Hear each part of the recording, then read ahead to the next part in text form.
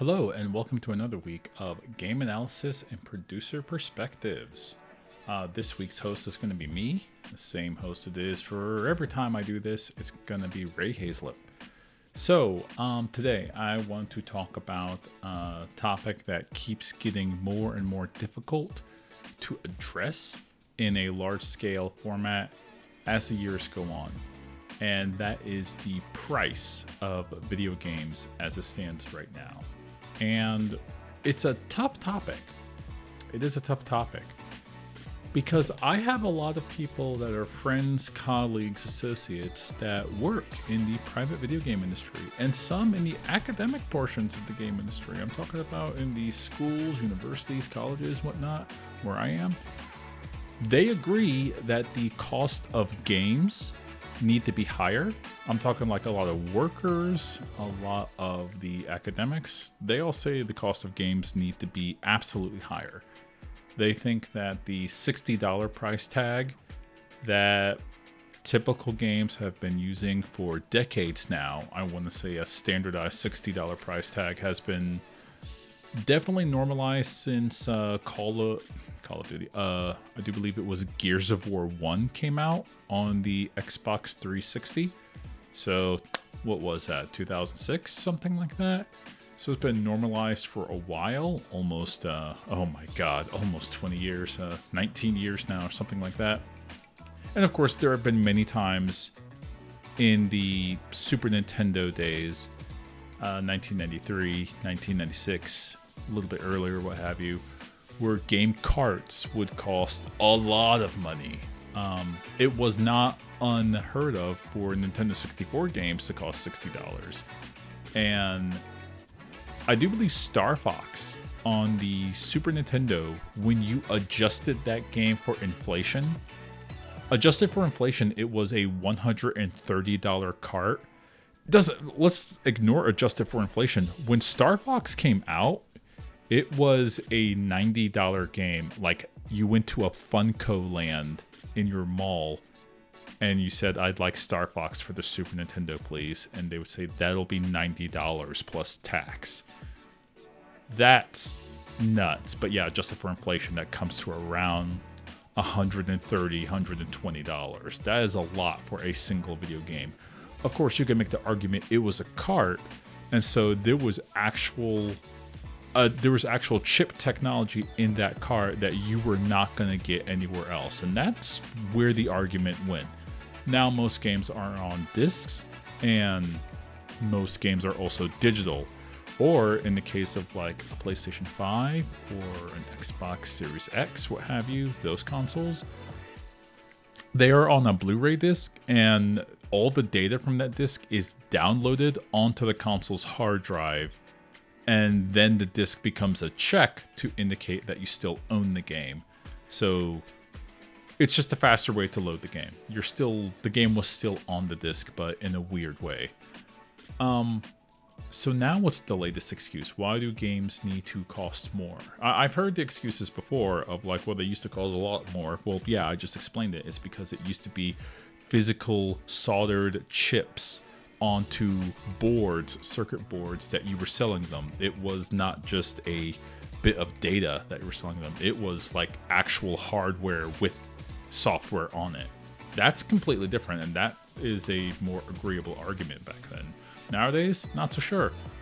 CDs, Blu-rays, DVDs, what have you. Most games are going to be on Blu-rays, so let me not be glib. Where's the argument coming from? Well, it's because games are more expensive to make, is the new argument that I typically hear. Your average person that works in the video game industry, they want to make enough money to support themselves, where they live, and potentially their family. That's a fair argument. That's a good argument. Why are there so many layoffs then? Let's pause right there. If the argument is games need to make a lot more money, and some game companies have made money hand over fist, and those employees are being paid well. We'll take the Microsoft situation. Last time we had a podcast, there were 9,000 people that were recently let go, many of them in the Xbox game division or the game division period for Microsoft. Those were well-paid employees, by all accounts paid well. And a lot of their studios were profitable. Why were so many of them cut? And why are they wanting to now consider charging $80 for The Outer Worlds 2, which is a new game coming out, a new sci-fi adventure game? These are no longer, to me, valid arguments. If there were zero layoffs, let's say we were in a gaming industry that was strong, robust, people were getting paid, and there was the argument that was being made, hey, we want to pay our employees better. We feel they're getting paid just enough, but we feel they're owed more. We want to give them more benefits. We want to give them more time off. We want to give them more vacations. We want to give them more family benefits. And for some of them, the country that we live in does not allow us to do that adequately. United States. So we are asking you, the consumer, to fork over the money for, if you want the better graphics, that's going to come from the better graphics, the better art, the better story, the better gameplay. You want us to spend the correct amount of time on it, and also to get it out in a reasonable amount of time, as in less than 8 years. Yes, we're going to ask you for more money. No one would have a complaint about that. Most people would say, yep, that makes sense. Charge us an extra $10 per game, so long as everything is copacetic. Everything is not copacetic, though. It's just not. Games are, like the average normal, we'll say, we're specifically talking about the AAA gaming space, like the top end, absolute top end gaming space. Major publishers that you've heard of: EA, Activision, Ubisoft, yes, Nintendo. Don't worry, we're coming for you, Nintendo. I'll get to you in a second. They are not paying their employees on a huge salary. They are still crunching a lot of their employees. Some companies have gotten better than others, but to say crunch culture has stopped is to kid yourself, and in some cases just straight up lie. We have not reached the point where employees aren't fearing for their jobs still, especially in the larger companies. They still have fear. They still feel like, how long before someone drops the axe on me? I'll just make a really good game. In the case of some games that come out, I'll give you an example. Hi-Fi Rush by Tango Gameworks. You could release an award-winning, incredible game that was done in a reasonable amount of time, and Microsoft, if they want to save some money, will still shut down your studio.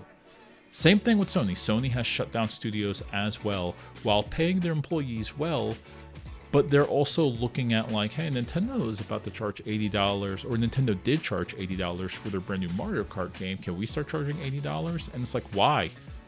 What game are you about to release that's going to be worth $80? Let's have that conversation. Of course, certain games will come out, like Spider-Man 2 recently came out for the PlayStation 5, I want to say 1-2 years ago. I haven't played it because even though I love Spider-Man as a hero, I do believe Spider-Man is my favorite fictional hero. I did like the first Spider-Man game I played on my PlayStation 4, and I loved the Miles Morales game that I played on my PlayStation 5. I haven't played Spider-Man 2 because I don't want to play another gigantic open world game that's going to take me 40 hours to beat. I thought Miles Morales, which took about 8 to 10 hours to beat, I thought that was the perfect length for that style of game. Don't get me wrong, I love swinging around Brooklyn, the Bronx, but I didn't want to continually do that for the entire game for 40 hours. I did like playing Spider-Man 1, swinging all around Manhattan, but it did get old. It did get kind of old. I was very happy to finally roll credits on that game. So I do believe that game, Spider-Man 2, came out for $70, and I'm like, I don't want to spend $70 on that. And that's a big conversation. For a lot of people, they are starting to get priced out of this hobby. And it didn't used to be this way. Now, I do want to go ahead and attack the consumer a little bit. Before I attack the consumer, let me attack Nintendo. Nintendo has crossed the Rubicon, and they have released Mario Kart World for $80 if you want to go ahead and just buy just the base game on your Nintendo Switch 2. Some people have a issue with the fact that Nintendo Switch 2 in and of itself is $450, and they ask, well, is the Nintendo Switch 2 even worth $450? Well, I own it, and I can say, like, if the only thing you're looking for is a bigger, upgraded Switch that plays games in some games in 4K, yeah, sure, it's worth $450. If you're thinking like, well, I travel a lot with my Switch and I just play it in handheld mode, the next question I'll ask is, are you like me and do you have big hands, big adult hands? Because holding a Switch 2 in your hands feels a whole lot better than holding a Switch 1. You'll actually never go back to a Switch 1 once you've held a Switch 2 in your hands. I could make the argument, yeah, it's probably worth $450. I mean, it's going to last you another 7 to 8 years. It's fine. It's up to you. If you're the type of person where you're like, listen, the only game I play on here is Animal Crossing, it's like, don't worry about it. Don't get a Switch 2. Don't just waste your money. So for being that the Switch 2 sold out and keeps repeatedly selling out, and I do believe it sold 4 million units in the first full month of it being around, I think the consumer base has said like, yep, $450 is a good price. But if some bundles give you, if you pay an extra $50, you get Mario Kart World with it for $50.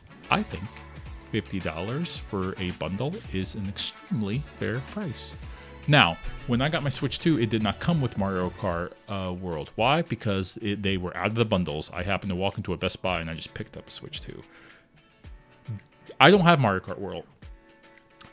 And I kind of don't want to get Mario Kart World for $80. I think $80 is an absurd amount of money for a single video game, and you have to sell me on why I should spend, well, a couple years ago, not that long ago. Actually, I have one game right here next to me. Xenoblade Chronicles X, the definitive edition that was released not that long ago, a couple of months ago. I should put more time into that. Anyways, that game was $60. Of course, it's a re-release, it's a remaster. It's not a remake, just a remaster of a 10-year-old game. A 10-year-old game I've already beaten. That's why I'm kind of hesitant to continue to go back through it. But we'll get to that when we get to that.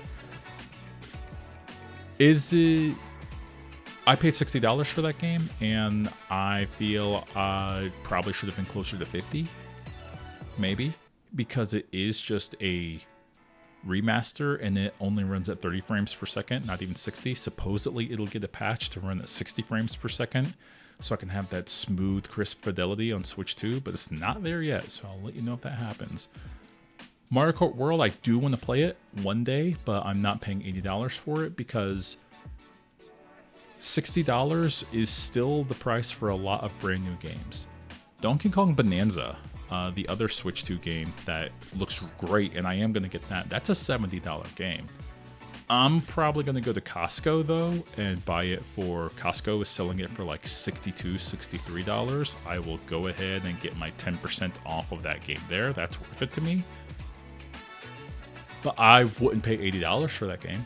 I think I have reached a point, maybe this is just me speaking, or maybe I'm just a weird adult, where I don't believe any company in the gaming industry, including Nintendo, which is way, way better about laying people off than any other company. Nintendo doesn't do layoffs very often, like at all. Go ahead, look up the news, see how often Nintendo lays off people. You're going to struggle to find a lot of studios that it happened to under their umbrella. It does happen, just not very often at all. I don't think the game industry has done anything to charge $80 for any game, in my opinion. I think that is just pure greed, and they want to charge $80 because they feel that people will just pay it. Hey, I'm talking to the people right now. Don't do it. Straight up, don't do it. As a matter of fact, when I was on a bike ride the other day, it was like a long 12-mile bike ride. Well, that's not long to many people. It was a workout bike ride. I sometimes only have an hour a day to work out, so bike ride it is. I decided, like, how badly do I want this Mario Kart game? I can, like, bike to GameStop right now, and go pick it up and then bike on the way home, and I'll be good. I'll be playing it. And I have the $80. I can go do it. And then as I was thinking of that, there's a point where I make a turnaround. At the point where I make the turnaround, I opened my phone and I deposited $80 into my savings account. Just as kind of a proof of, like, I don't need this right now. It was kind of a stupid, simple action. I just took $80 from my checking account to my savings account. By the way, if you don't have a savings account, like a high yield or even any sort of yield savings account, go open one. And then try to do that. There's your little life advice. If you feel that you really, really need something that's consumerist based, and you're like, well, do I really need it? Just take that thought, take that money, and just move it into a savings account right then and there, and then walk away and try to forget it. That's gonna take some commitment, but I bet if you try that, you see how much money you save throughout a year, and it'll kind of shock you. I want to also talk about that when studios release really good games and then the studio ends up getting shut down or they lay off a bunch of people, the publisher has thus abandoned their right to, in my opinion, say that we need to charge more money. It's like, for what? You saved money, didn't you? You indulged in some layoffs, as Stephanie Sterling from the Gymquisition likes to put it, and I really love that term, indulging in layoffs, because that's what a lot of companies do. A lot of companies don't need to do layoffs. They do it because they need to make the bottom line look a little bit better. I don't like that. If you can help it out there, don't pay $80 for a game. Wait till the sale, or just play a different game.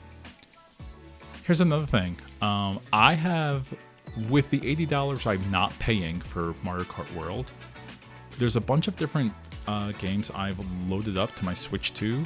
One of them is in my wish list, and I'm gonna play it when I beat the other games on my account. But the games I bought lately are Death's Door, which is a game where you play a little crow, and it's a Souls-like game, an adventure Souls-like game. Really cute, really great, made by an indie team. $15. Deltarune Chapters 1, 2, and 3. I just downloaded that a couple days ago, and I'm going to play that hopefully a couple of days from now. That was $25. With that $25 price, you also get the remaining chapters when they come out. Supposedly, the next chapters are going to be 5, 6, 7, 8. So for $25, you're getting 4 complete stories, or 4 chapters of that story, and a guaranteed another 4 chapters in the future for no additional cost. I think that's super fair. Absolutely worth $25. I also bought Fast Fusion, the sequel to Fast RMX. I really love that title screen. For $15. So far, you're doing the math with me. That is $55 I've spent on 3 different video games that I've been playing instead of Mario Kart World. And I've been having a great time with them. The other game I'm going to get is Star of Providence, a game that is being published by Big Mode. Video Game Donkey decided to open his own video game publishing studio called Big Mode, and the one game they released, Animal Well, was actually really, really good. I think that was on my list for games of the year. This next game, Star of Providence, I watched the video of it. It looks pretty good. Looks like a roguelike shooter. It's for $15 as well, and so I'll go ahead and get that here in a couple of days, maybe a week or so. Once again, these are smaller games made by studios that haven't laid anyone off at all. They're charging extremely fair prices for their games.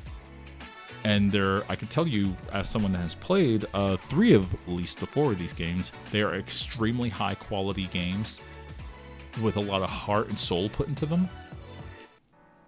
And you can get all these for less than the cost of one of the Mario Kart Worlds. This is the issue I have with like $80 for a video game. It's way too much. That's so much for just one game. And you can't even guarantee that that game is going to be really, really worth the $80 price in the long run. I don't know. I like Mario Kart. The last Mario Kart game I bought was Mario Kart 8 on my Switch 1 back in 2017. And that felt like it was worth all $60. Absolutely. Is the sequel worth $80? I don't know, but I'm starting not to think so. So that's my big long conversation of like, should games cost more? I see this meme online all the time. And I think this meme is absolutely true. I want smaller games with worse graphics made by less people in shorter time, and I'm not even kidding. And yeah. I do want large games, of course, too. I'm not going to sit here and say, like, hey, I hated Final Fantasy VII Rebirth, and that game took 4 years to make. I'm not going to sit here and say that, because that's a damn lie. I love that game. It could have been shorter. I absolutely believe they could have cut out half of the content in that game, and it would have been better for it. It took 100 hours to beat that game. Maybe it didn't need to. It could have been the same length as Final Fantasy VII Remake, its prequel, which was about 40 hours to beat, and I felt that was chef's kiss perfect. But that's the issue I have with charging more and more and more for these games. I do want people to work, obviously, in gaming. Maybe we just need to have the bigger, larger conversation of we should more efficiently make the games, as opposed to making the bigger, gianter games and hope that we're going to make all of our money back, because you're not always going to do that. Anyways, this is obviously more of a game analysis perspective episode as opposed to a producer perspective, but that's what I have in my mind. I'd love to hear your thoughts. If you want to send me an email about that, that's unscriptedpod at, I do believe it's unscriptedpodcast@gmail.com. If you want to talk with us on Blue Sky, look for Unscripted Gaming on Blue Sky. We'll go ahead and talk with you there. If you want to send us an email, do that. Wait, I already said the email part. Forget me. I'll go ahead and talk with you next time. Till then, have a good one.